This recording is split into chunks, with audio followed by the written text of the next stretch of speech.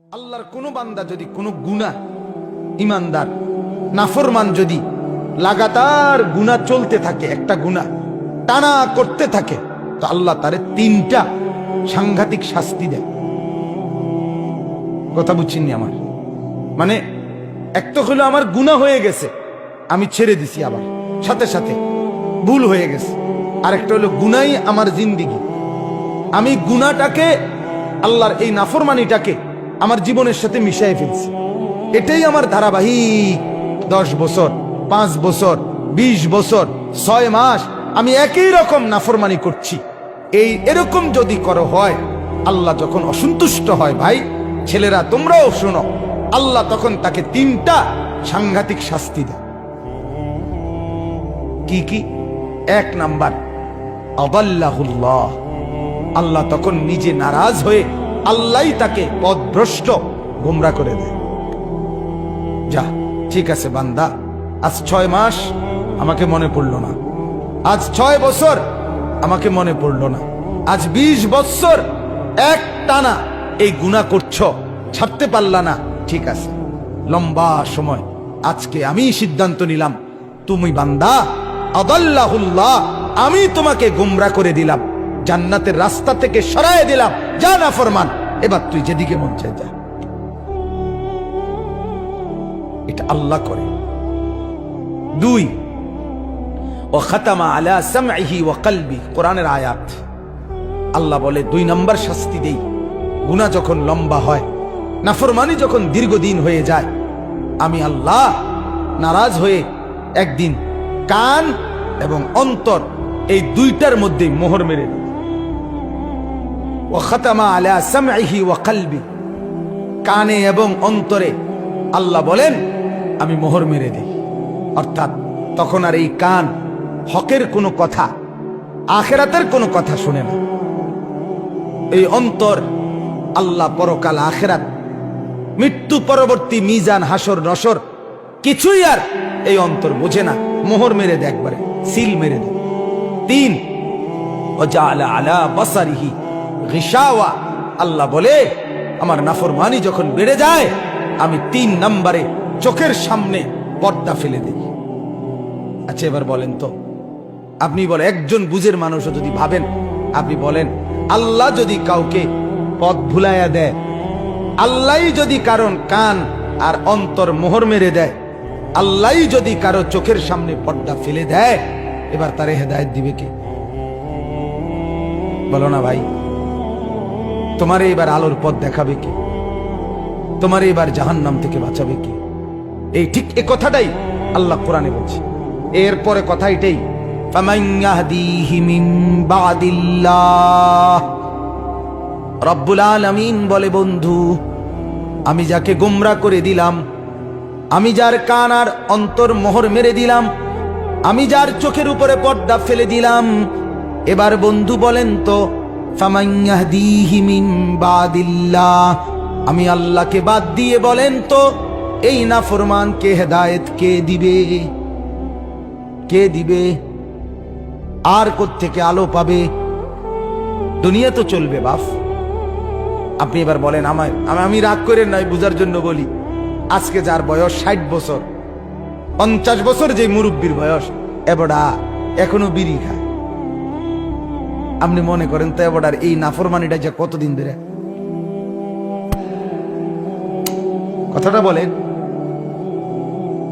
60 বছর 50 বছর ধরে লাগাতার আপনি একই রকম বিড়ি খেয়ে যেতেছেন, সিগারেট খাইতেছেন। আজকে 30 বছর আপনি একই রকম চা দোকানে বসে টেলিভিশন নর্তকীর নাচ দেখেন, কথায় কথায় গালি দেন। আপনি বলেন তো চাচা, আপনার গন্তব্য কোন দিকে যাচ্ছে? বলেন, গুনাহ কত লম্বা হয়েছে বলেন তো? আজকে 20 বছর মনে করেন যার ঘরে রঙিন টেলিভিশন চলে, একই রকমের প্রতিদিন স্ত্রী, ছেলে, মেয়ে, নাচ, গান, সিনেমা, নাটক, দৃশ্য উলঙ্গপনা দেখে, এই ঘরের হালাতটা কি মনে হয়? কত গুনাহ কত বছর কথা বোঝেন নাই আমার? 20 বছরও আপনার গুনাহটা ছাড়বার কথা মনে হইল না। এটা যে এত বড় গুনাহ, এর দূর বিবেকে আসলো না। আপনার পরিণতিটা কি কি মনে হয়? কি মনে হয়? আজ 30 বছর বাজারে ব্যবসা করে, 10 বছর ব্যবসা করে, প্রত্যেক দিন ওনার ব্যবসা একই জিনিস ওজনে কম দেয়, ঠকায়, মিথ্যা বলে, ধোকা দেয়। আপনি বলেন তো ওনার পরিণতিটা কোন দিকে যাচ্ছে? বুঝাইতে পারলাম কিনা? ছেলেরা, বাপ, তোমরা এবার বলো, আজ 6 মাস মনে করো, 6 মাস বা 1 বছর তুমি কোনোদিন ফজরের নামাজ একদিনও পড়লা না, তুমি জানো না ফজরের নামাজ কখন পড়ে, কয়টায় পড়ে। বলো না ভাইয়া, তোমার জিন্দেগি কোন দিকে যাচ্ছে? যদি এমন হয় একদিন আর মনে না পড়ে তুমি মুসলমান, কি হবে তোমার? দুনিয়া দুনিয়া চলবে বাপ, বাত আটকাইবে না, খানা দানা বন্ধ হবে না, বিয়ে শাদিও বন্ধ হবে না, বাচ্চা কাচ্চাও হইব, পেশাব পায়খানাও চলবে, ঘুমও আসবে। আখেরাত এগুলো তো আল্লাহ তাআলা বাপ, এগুলো তো আল্লাহ কুত্তারও দেন। কুত্তাও তো খায়, কুত্তাও তো ঘুমায়, কুত্তাও তো পেশাব পায়খানা করে, কুত্তারও যৌন চাহিদা পূরণ হয়, কুত্তারও বাচ্চা কাচ্চা হয়, হয় না? মা কথা কয় না তো? তুমি আলাদা? আলাদা কি বলো ভাইয়া? হ্যাঁ, এজন্য বাপ, একজন হলে একজনই ভাবো, একজনই ভাবো, সবাই ভাববে না। আল্লাহ কোরআনেই বলছে অধিকাংশ গাফেল, অধিকাংশ গাফেলই থাকবে। ইবলিস আল্লাহকে বলছে, আল্লাহ আমারে তাড়াইয়া দিলেন, যাইতেছি গা, তবে মনে রাখেন আপনার বান্দার ডানে বামে সামনে পিছনে চতুর্দিক থেকে আমি গুনার কুমন্ত্রণা তাকে দেব, ফলে আপনার বেশিরভাগ বান্দা আপনার অনুগত পাবেন না। ওয়ালা তাজিদু আকসারাহুম শাকিরিন, বেশিরভাগ পাবেন না। তো আগের কথা আল্লাহ কাছে ইবলিস বলে রাখছে, কিন্তু একজনই ভাবেন। আপনি বলেন না আপনার ছেলের গতি কোন দিকে? আমি কিছুদিন আগে চাচা এক জায়গায় মাহফিলে গেছি, এক জেলায়, আমি নাম বলতেছি না, ওনাদের বাবা, কথা শুনেন, 6 সন্তান, ওনাদের বাবা ওই জেলার শ্রেষ্ঠ আলেম ছিলেন, বড় মাদ্রাসার প্রতিষ্ঠাতা। ওই মাদ্রাসার মাহফিলে গেছে, 6 ছেলেই লন্ডন থাকে, তার মধ্যে 4 জন দেশে আসছে ওই মাহফিল উপলক্ষে। 4 জনের চেহারার দিকে আমি তাকাইয়া দেখলাম, একজনের চেহারা তো ন্যূনতম কোনো দাড়ি নাই, এবং শার্ট প্যান্ট এভাবে পরা, আজ মাহফিল উপলক্ষে মনে হয় যেন নতুন করে শেভ করছে, স্পেশাল শেভ দিছে। কথা বুঝছেন? আহা, আপনি বলেন তো, আপনি ভাবেন তো, এই বাবার ছেলেরা যদি এভাবে ইসলাম ভুলে যায়, এদের সন্তান, কথা বোঝেন নাই আমার, এদের পরবর্তী জেনারেশন, এর পরের জেনারেশন আর চিনবে ইসলাম? 50 বছর পরে কি হইতে পারে?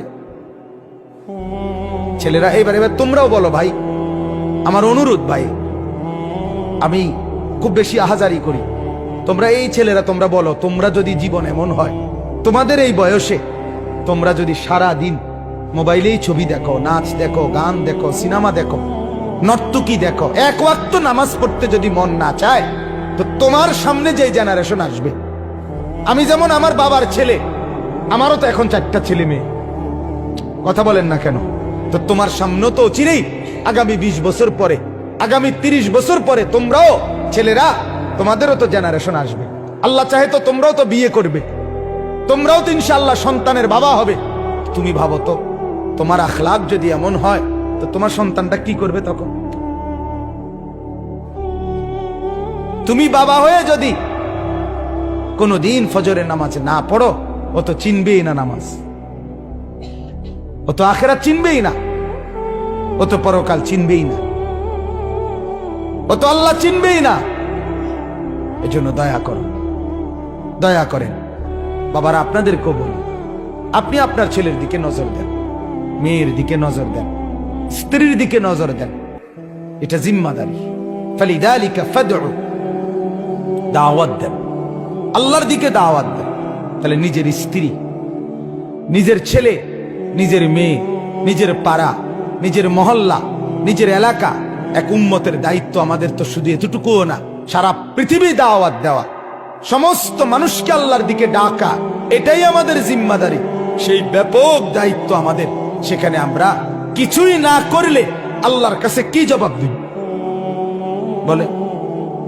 এজন্য দয়া করে প্রত্যেকের কাছে অনুরোধ, আপনারা প্রত্যেকেই দাওয়াত ও তাবলীগের মেহনতে আল্লাহর রাস্তায়, আবারও এই গ্রামে প্রচুর দাওয়াত ও তাবলীগের মেহনত চলছে, বিগত দিনের ইতিহাস এটা। আলহামদুলিল্লাহ, আমরা অনুরোধ করব আপনাদের এই ঐতিহ্য দাওয়াত ও তাবলীগের এই মেহনত আপনারা আগামী দিনেও চালু রাখবেন, বলেন ইনশাআল্লাহ। আপনাদের এই ছেলেগুলোকে প্রত্যেকটাকে দাওয়াত ও তাবলীগের সাথীদের সাথে জুড়ায় দেন, আল্লাহর দ্বীনের পথ ধরায় দেন। তবে শুধু খেয়াল করেন এতটুকু, দেখবেন ইনশাআল্লাহ এদের চেহারা বদলে যাবে, এদের আখলাক বদলে যাবে। এরা মুসলমান, এদের বাবা মুসলমান, এদের মা মুসলমান।